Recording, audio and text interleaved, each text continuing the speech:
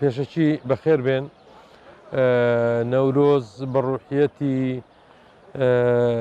داستانی گارە لە هەموو کوردێکی ئازادی خواست بە تایبەتی خانەوادەی شەهیدان و گیراوانی سیاسی پیرۆز دەکەم. هیوادارم ئەو نەورۆزە ببتە جەژنی سەرکەوتنی کوردان. نەورۆز گەشتکردنی ئاگری نەورۆز وەزیفەی هەموو ئازادی خوازێکە، لەبەر ئەوەی نەورۆز واتایەکی گرنگی هەیە. نەورۆز ینی خۆڕاپسکاندن و فریاد و نەعرەتە لە دژی زوڵم و بێدادی. نەورۆز ئەهمیەت و گرنگی خۆی هەیە لە مێژووی کوردان، خاڵێکە کە هەموو پارچەکانی کوردستان لەسەری کۆکن. وەزیفەی هەر هەمومانە گرنگی بەو یادە نەتەوەی و ئەو جەژنە گەورەیە بدەین. ئێمە لە ساڵی ه84 لە بناری چای شیرین لە دەڤەری بارزان بووین. بەو توانستە کەمەی کە هەمان بوو توانیمان ئاهەنگێکی خنجیلانە بۆ خەڵکی دەڤەرەکە و پێشمەرگە و خەڵکی ناوچەکە ئاوێتەی یەکتر بکەین. بۆ نمونە زێباریەکان، بەرزانیەکان، نێرۆیەکان، بەڕۆژکیەکان، ڕێکانیەکان هەر هەموو بەشداریان کرد وێنەکە. ئێستاش لە زهنمدا زندووە و لە ماڵێش وێنەکەم هەیە. بۆ توانە کەمەی هەمانە توانیمان جەژنێکی خنجیلانیان بۆ بگرین. بەڵام بەداخەوە بەهۆی ناڕەزایەتی خەڵک لە 30 ساڵی حکومڕانی خۆ بەخۆ هەز دەکەم ئەو یادە لە باشووری کوردستان بەرەو کاڵبوونەوە دەڕوا. ئەو یادە پەیوەندی بە هیچ حیزب و لایەنێک نییە. ئەو یادە یادێکی نەتەوەییە، ئەرکی و ویژدانی و ئەخلاقی هەر هەمومانە خاوەنداری لەوە یادە بکەین. ئاگری نەورۆز لەوەی زیاتر گەشت بکەین. خاڵێکی پێکەوە گرێدانی هەر چوار پارچەی کوردستانە.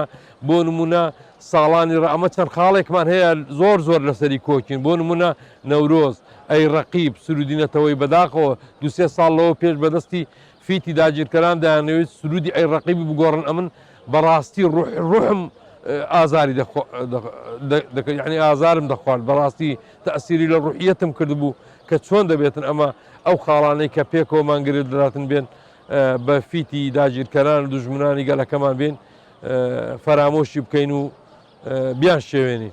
ئەمن ئەو یادە نەتەوەیە گرنگە زۆر حەز دەکەم داوا دەکەم وەکو پێشمەرگەکی دێرین. ئەوە وەزیفەکی نەتەوەیی و ئەخلاقی ویژدانیە. هەر کەسێک هەناسە بۆ ئازادی هەڵدەکێشی ئەوە دەبی بەشداری بکاتن. پێویستە ئەمە پەیامێکە بۆ دوژمنانی گەلەکەشمان کە ئەمە گەلێکی زیندوین، کە ئەمە خاوەنداری لە یادەکان و لە جەژنی نەتەوەی خۆمان دەکەین. یعنی نەورۆز وەک لە مێژووی کورداندا 2721 ساڵ تێپەر دەبێت، بەڵام هەمان مێژوو بۆما وەکو سەرهەڵدانێک، وەکو شۆڕشێک، وەکو ئازادێک دەبیندرێ. دەڕاستیدا نەورۆز یعنی یا مانجی ئادار مانجی ژیانەوەیە، مانجی ئاشبوونەوە دەگەڵ سروشتە، مانجی خۆناسینە، مانجی لێک تێگەیشتنە. لەسەر ئەساسەی نەورۆز دەتوانین بڵێن جێژنی ڕەسەنی ژیانەوەی گەلی کووردە. بە حوکمەوەی کە گەلی کورد هەتا ئێستاشی دەگەڵ بێ نەیتوانەوە یەک بگرێ. هۆکارەکانی دیارە لە یەکەم ئاستا ئێمە بۆ خۆینە، دوایش دوژمنان و داگیرکەرانی کوردستان لەسەر وڵاتی ما حاکمیەت و پاوانخوازیان پێڕەو کردووە. بەڵام بەو معنای نییە هەتا ئێمە ژێر دەست بین، بەڵکە بە پێچەوانە هەر مرۆڤێکی دەڕۆژهەڵاتی ناویندا باوەڕی بە نەورۆز و بەژیانەوە هەبێ پێویستە لەسەر مافی ڕەوای خۆی پێداگر بێ. یەک لەو گەلانە گەلی کووردە. گەلی کورد دەڕۆژهەڵاتی ناویندا گەورەترین نەتەوەیە و گەورەترین نەهامەتی و کۆمەڵگوژیشی بەسەر هاتووە. لەسەرەوە ئەساسەی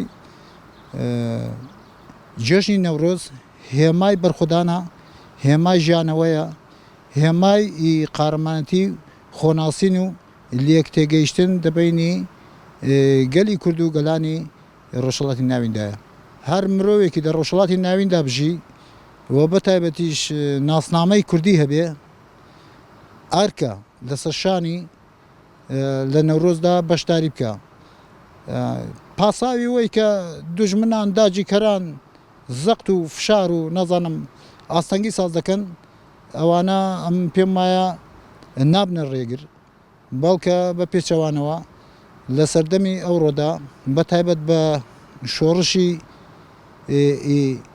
ئازادی خوازی گەلی کورد دە سەردەمی ئەوڕۆدا زمینەوەی فراهەم کردووە هەر ئینسانێکی کورد چ کوڕ بێ چ کچ بێ لە 7 ساڵ تا 7 ساڵی جێژنی نەورۆز وەکو هێمای ئازادی وەکو هێمای پێکەوە ژیان و